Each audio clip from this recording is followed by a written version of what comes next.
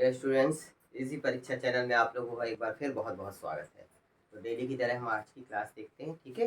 तो आज फिर वही हम पढ़ेंगे, दशमलव भिन्न पढ़ रहे थे। दशमलव भिन्न में कुछ और एग्जाम्पल देखेंगे संख्याओं का जोड़ और घटाव से संबंधित, ठीक है। इम्पोर्टेंट चीज़ क्या है, दशमलव को हमको दशमलव के नीचे ही रखना है, ठीक है। और जो भी नए छात्र हमारे चैनल से जुड़े हैं वो सब्सक्राइब कर लें, जिससे कि हमारे वीडियो उन्हें और नोटिफिकेशन वगैरह रेगुलर मिलता रहे। और मैं फिर कह रहा हूँ कि जो भी छात्र मतलब कोई भी आप एग्ज़ाम की तैयारी कर रहे हो, सेंट्रल गवर्नमेंट हो या स्टेट गवर्नमेंट हो, ये सभी गवर्नमेंट कोई भी गवर्नमेंट से रिलेटेड हो, ये क्वेश्चंस सभी में पूछे जाते हैं और धीरे धीरे आपकी मैथ्स की प्रैक्टिस होने लगेगी। तो देखते हैं हम दशमलव भिन्न। पहला क्वेश्चन दिया है हमको, ये हमको योग करना है, सरल कीजिए। क्या दिया गया है, सरल कीजिए। 348 धन 36.4 धन 9.35 धन 0.473 धन 0.0067 धन 0.8। इस तरीके से अलग अलग संख्याएं दी गई हैं। कुछ संख्याएं दशमलव के 1 अंक तक लिखी हैं, कुछ दशमलव के 2 अंक तक हैं, कुछ बिना दशमलव, जैसे कि 348, यहाँ पर तो दशमलव ही नहीं है। दशमलव नहीं है तो इसको क्या लिखेंगे हम, सबसे पहले लिखिए 348। दशमलव नहीं है मतलब हम अपने से दशमलव के बाद क्या लिख सकते हैं, शून्य। एक शून्य लिख सकते हैं, दो शून्य लिख सकते हैं, तीन शून्य। इसका मतलब जब दशमलव नहीं लगा रहता तो दशमलव कहाँ लगा रहता है, लास्ट में लगा रहता है। 348 मतलब दशमलव कहीं नहीं है, मतलब लास्ट में है।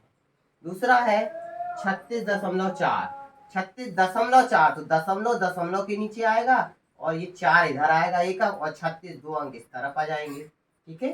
तीसरा है हमारे पास 9.35, 9.35, यहाँ दशमलव के बाद एक अंक था, यहाँ दशमलव के बाद 2 अंक है।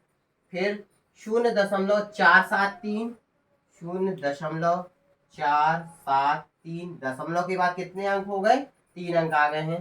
धन 0.0067, 0.0067, दशमलव के बाद कितने अंक आ गए हैं, 1 2 3 4 अंक आ गए हैं। फिर 0.8, 0.8, दशमलव के बाद एक अंक है। इस तरीके से इन संख्याओं को हमको जोड़ना है।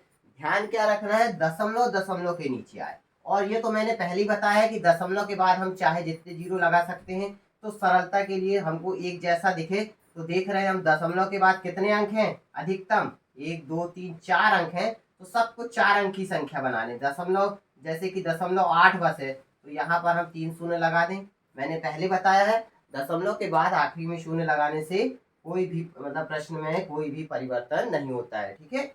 फिर यहाँ पर 4 अंक है, यहाँ 3 अंक है, लास्ट में हम शून्य लगा सकते हैं। दशमलव के बाद 2 अंक है तो यहाँ हम 2 शून्य लगा सकते हैं।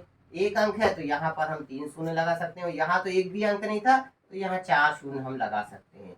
ये एक जैसा दिखने लगा है, इसको अब हम आसानी से सरलता से जोड़ सकते हैं। इंपॉर्टेंट फैक्टर क्या है, दशमलव के नीचे ही दशमलव लिखना है हमको। अब हम इसको जोड़ लेंगे, 7, इसको जोड़ लेंगे 6 3 9, इसको जोड़ लेंगे 7 5 12 की 2 बचा 1, हासिला 1 आ गया तो 4 और 1 5, 5 3 8, 8 4 12, 12 और 8 20, 20 की शून्य, फिर बचा 2 तो 2 इधर जुड़ जाएगा, 8 और 2 10, 10 6 16, 16 और 9 25, 25 की 5, फिर बचा 2 यहाँ आ जाएगा, ये भी जुड़ जाएगा, 4 2 6, 6 3 9, और कुछ है नहीं है।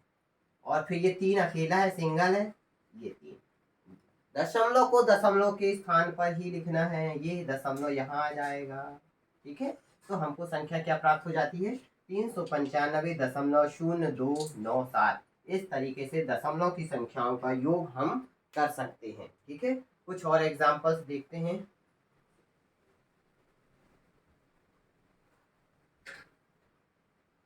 अगला क्वेश्चन सेकंड दिया गया हमको, 0.874, 0.874, दशमलव के बाद 3 अंक है। 2.96, 2 कहाँ है, दशमलव के पहले है, 2.96, 2 अंक है। फिर तीसरा 3.5, 3.5, दशमलव को दशमलव के नीचे ही लिखना है। दशमलव के बाद एक अंक, दशमलव के पहले, दशमलव के बाद एक अंक, दशमलव के पहले एक अंक। 16.467, 16.467, दशमलव के बाद कितने अंक हैं, 3 अंक हैं और दशमलव के पहले कितने अंक हैं, 2 अंक हैं, ठीक है। फिर 0.06 0.0678, ये इस तरीके से हो गया। अब इसको दशमलव को दशमलव के नीचे लिखना है। अब जरूरी नहीं है कि अब यहाँ दशमलव के बाद 4 अंक है ना, मैंने बताया पिछले क्वेश्चन में 4 शून्य लगा लेंगे, ठीक है। अगर किसी में नहीं होगा तो यदि 1 अंक है तो 3 शून्य, 3 अंक है तो एक और शून्य बढ़ा देंगे एक जैसा। जैसे कि ये दशमलव के बाद 1 2 3 4 अंक हैं, यहाँ 3 अंक है तो यहाँ शून्य लगा दिया एक जैसा, दिखे। 3.5 है तो यहाँ भी हमने क्या लगा दिया, ये 3 शून्य लगा दिया। 2.96 है तो यहाँ भी हमने क्या लगा दिया, ये 2 शून्य लगा दिया। फिर क्या है, 0.874 है तो ये 1 शून्य लगा दिया। तो ये शून्य हम सरलता के लिए अपने, जिससे कि हमारा सवाल गलत ना हो, लगा सकते हैं। जरूरी नहीं है कि ये शून्य हम लगाएं, ये बिना शून्य लगाए ही हम हल कर सकते हैं। सिर्फ हमको विशेष रूप से ये ध्यान रखना है दशमलव के नीचे ही दशमलव हो, ठीक है। 8, फिर ये तीसरी तीन संख्याएं तीसरे नंबर की, 7 और 7 14 और ये 4, 7 7 14, 14 और 4 18, ठीक है। 8 फिर बच गया 1। अब ये यहाँ दूसरे स्थान की, तो 7 और 1 8, 8 और 6 14, 14 और 6 20, 20 और 6 26, फिर 2 बच गया। 8 और 2 10, 10 और 9 19, 19 5 24, 24 और 4 28, 8 फिर 2 बच गया। 2 2 4 3 7, 7 और 6 13 की 3 और फिर 1, तो 1 और 1 2, और दशमलव के नीचे दशमलव। इस तरीके से हमको इनका योग क्या मिल जाता है, 23.8688। इम्पोर्टेंट फैक्टर क्या है, हमको सिर्फ विशेष रूप से ध्यान रखना है दशमलव के नीचे ही दशमलव लिखना है। जैसे कि ये अगला क्वेश्चन घटाने से संबंधित है, 82.064, इसमें से घटाना है हमको 37.8962। अब देखो यहाँ तो शून्य नहीं लिखा था तो चल गया क्योंकि योग वाला था, लेकिन यहाँ लिखना जरूरी है क्योंकि हमको प्रश्न को क्या करना है, घटाना है। दशमलव के बाद यहाँ 3 अंक है और दशमलव के बाद यहाँ 4 अंक है। अब ये कैसे घटाएंगे हम, दो ऊपर कुछ होगा तब ना घटाएंगे, इसलिए दशमलव के बाद 4 अंक है तो ऊपर भी हम 4 अंक ही बना ले। दशमलव के बाद 1 2 3 कुछ नहीं है तो मैंने पहले ही बताया 0, ये 0 हमको लिखना ही पड़ेगा तब ना हम इससे माइनस कर पाएंगे, ठीक है। योग में तो यहाँ 0 नहीं भी लिखेंगे तो चलेगा, यहाँ 0 0 नहीं लिखेंगे तो भी चल जाएगा, लेकिन घटाने में तो लिखना पड़ेगा। अब शून्य में से 2 नहीं जाएगा तो कितना बचा, एक उधारी ले लिया तो 10 हो गया, 10 में से 2 गए 8। अब यहाँ एक उधारी का घटाया तो यहाँ 3 बच गया, तो 3 में से फिर 6 नहीं जाएगा तो फिर उधारी ले लेंगे हम, तो कितना हो जाएगा 13, 13 में से 6 गया 7। फिर यहाँ पर एक उधारी का घटाएंगे तो ये 5 5 बच जाएगा, और 5 में से फिर 9 नहीं जाता है तो फिर उधारी लिया, 15 में से 9 गए 6।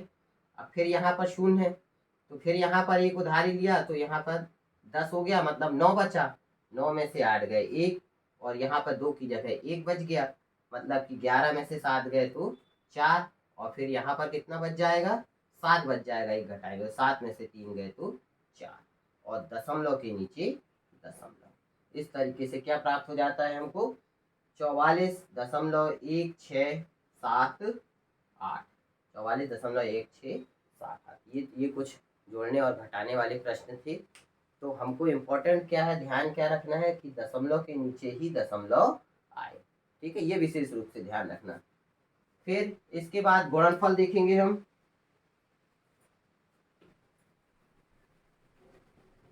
दशमलव की संख्याओं का गुणा कैसे करते हैं, या फिर एक आध और घटाने से संबंधित प्रश्न देख लें।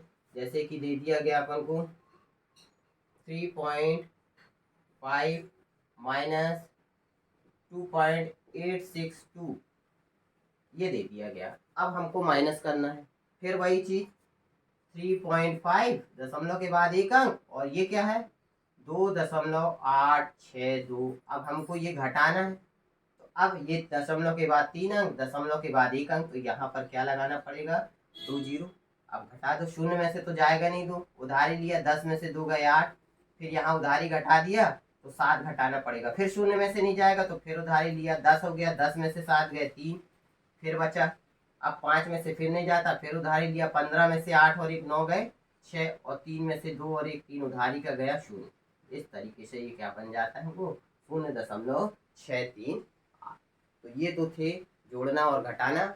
अब नेक्स्ट वीडियो में हम देखेंगे दशमलव भिन्न की संख्याओं का गुणा किस तरीके से करना है। ठीक है, जो दशमलव में है उनका गुणा कैसे करना है, एक दशमलव में हो दूसरी दशमलव में ना हो उनका गुणा कैसे करना है, तो ये सब हम देखेंगे नेक्स्ट वीडियो में। तब तक के लिए जय हिंद, जय भारत।